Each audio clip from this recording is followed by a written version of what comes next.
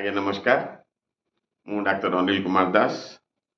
ମୋର YouTube channel doctor Anil's health of ଟ୍ରିଟମେଣ୍ଟକୁ ସ୍ୱାଗତ ଜଣାଉଛି।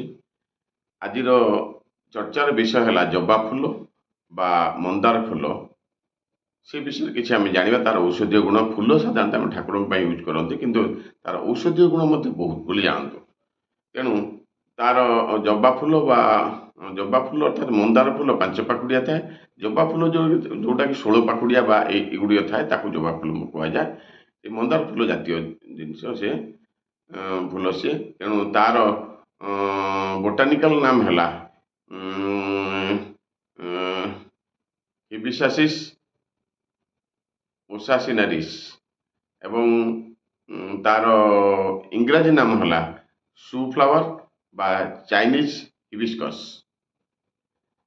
ଆଉ ସେଇ ଯେଉଁ ଜବା ଫୁଲର ପ୍ରଯୁଜ୍ୟ ଅଙ୍ଗ ଔଷଧୀୟ ପ୍ରଯୁଜ୍ୟ ଅଙ୍ଗ ହେଲା ମୁଖ୍ୟତଃ ତାର ଫୁଲ ବା କେତେ କ୍ୟାନ୍ସରରେ କେତେ କ୍ଷେତ୍ରରେ ଫୁଲ ମଧ୍ୟ ବ୍ୟବହାର କରିଥାନ୍ତି। ଫୁଲ ଏବଂ ତାର ପତ୍ର ମଧ୍ୟ। ଏହାର ଔଷଧୀୟ ଗୁଣ ବିଷୟରେ କେତେ ଗୁଡ଼ିଏ ଆମେ ଚର୍ଚ୍ଚା କରିବା। ଔଷଧୀୟ ଗୁଣ ହେଲା ଏହା ମୁଖ୍ୟତଃ ଗର୍ଭରୋଧକ ବା ଗର୍ଭସ୍ରାବକ ଓ କଫପିତ୍ତ ଶାମକ। ମୁଖ୍ୟତଃ ଏହାର ଔଷଧୀୟ ଗୁଣ ହେଲା ଏହାର କଫପିତ୍ତ ଶାମକ। ତେଣୁ ଗର୍ଭରୋଧକ, ଗର୍ଭସ୍ରାବକ।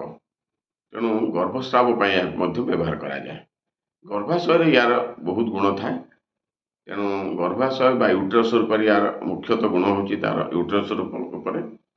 ବର୍ତ୍ତମାନ ତାର ଔଷଧୀୟ ଗୁଣ ହେଲା କ୍ଷତ ବା ଉଣ୍ଡରେ ବା କୌଣସି ମାନେ କ୍ଷତ ହେଇଥିଲେ ବା ଖଣ୍ଡିଆ ଖାବରା ହେଇଥିଲେ ଜବା ଫୁଲ 2ଟି, ଫିଟିକିରି 5 ଗ୍ରାମ ପ୍ଲସ୍ ଦୁବ ଘାସ ରସ 2 ଚାମଚ ମିଶାଇ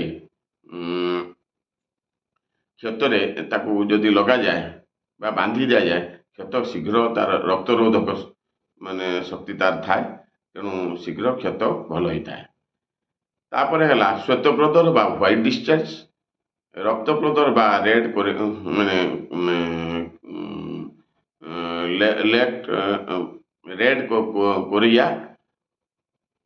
এই କ୍ଷେତ୍ରରେ ଶ୍ୱେତପ୍ରଦରରେ ବା ରେଡ୍ କୋରିଆରେ ବା ରକ୍ତପ୍ରଦରରେ ଆମେ ଅରୁଆ ଚାଉଳ ଭିଜା ଜଳ ପ୍ଲସ୍ 2ଟି ଜବା ଫୁଲ ତାକୁ ବାଟି ଯଦି ଆମେ ସକାଳ ସନ୍ଧ୍ୟା ପାନ କରନ୍ତି, ଦେହ ଥଣ୍ଡା ହେବା ସାଙ୍ଗେ ସାଙ୍ଗେ ଶ୍ୱେତପ୍ରଦର ମଧ୍ୟ ଭଲ ହେବାରେ ସାହାଯ୍ୟ କରିଥାଏ। ଅବଶ୍ୟ ୟା ସହ ଆମେ ପ୍ରଦରାନ୍ତକ ଲୌହ ମଧ୍ୟ ଖାଇବା ଦରକାର।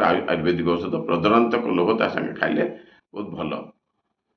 ତୃତୀୟ ହେଲା ବାଳ ଉପୁଡ଼ୁଥିଲେ ବା କଳା ପାଇଁ ବା ହେୟାର ଫଲ୍ ଯଦି ହେଉଥାଏ, ତାହେଲେ ଆମେ 5ଟି ଜବା ଫୁଲ ଗୋମୂତ୍ର 25 ମିଲିରେ ତାକୁ ବାଟି ଯଦି ମୁଣ୍ଡରେ ଲଗାଯାଏ, ପ୍ରତିଦିନ ଗାଧୋଇବା ପୂର୍ବରୁ ପ୍ରାୟ ମିନିମମ୍ ଘଣ୍ଟାଟେ ବା 1.5 ଘଣ୍ଟା ତାକୁ ମାରିକରି ରଖିବେ, ତାପରେ ଧୋଇଦେବେ। ଯଦି ପ୍ରତିଦିନ କରାଯାଏ ତାହେଲେ ନିଶ୍ଚିତ ଭାବେ ଆପଣଙ୍କର ଉପି କମିଯିବ ଏବଂ ହେୟାର ଫଲ୍ ମଧ୍ୟ କମିଯିବ।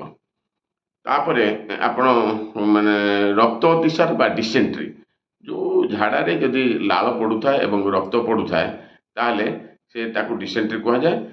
ଏଇ ଯେଉଁ ଡିସେଣ୍ଟ୍ରି କ୍ଷେତ୍ରରେ ଜବା ଫୁଲ 2ଟି, ଲବଙ୍ଗ 4ଟି, ମୁଥା 4ଟି, ଦୁବରସ ସାଙ୍ଗରେ ଯଦି ଆମେ ଖାଆନ୍ତି ସକାଳ ସନ୍ଧ୍ୟା ବା ଦିନକୁ 3 ଥର ଯଦି ଖାଆନ୍ତି, ନିଶ୍ଚିତ ଭାବେ ଏବଂ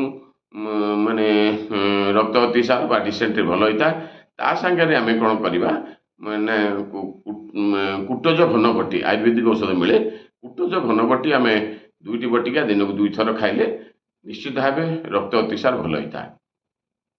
ଆଉ ଯଦି କଣ୍ଟିନ୍ୟୁଅସଲି ଆପଣ ଗର୍ଭପାତ ହେଇଯାଉଥାଏ, ଯଦି ମିସକ୍ୟାରେଜ୍ ହେଉଥାଏ, ତାହେଲେ ସେ କ୍ଷେତ୍ରରେ ଆମେ ବଟ ଗଛ ଅର୍ଥାତ୍ ବରଗଛର ଚେର ବା ତାର ଯେଉଁ କ୍ଷୀର ଏବଂ 2ଟି ଜବା ଫୁଲ ଯଦି ଆମେ ସକାଳ ସନ୍ଧ୍ୟାରେ ଦିନକୁ 2 ଥର 3 ମାସ ପର୍ଯ୍ୟନ୍ତ ଖାଇବା, ତାହେଲେ ନିଶ୍ଚିତ ଭାବେ 3 ମାସ ଭିତରେ ଗର୍ଭ ନିଶ୍ଚିତ ଭାବେ ରହିଥାଏ ଏବଂ ଗର୍ଭପାତ ହେଇଯାଉଥିଲେ ଏଟା ଗର୍ଭପାତ ଦୋଷ ନଷ୍ଟ ହେଇ ଗର୍ଭ ରହିବାରେ ସାହାଯ୍ୟ କରିଥାଏ।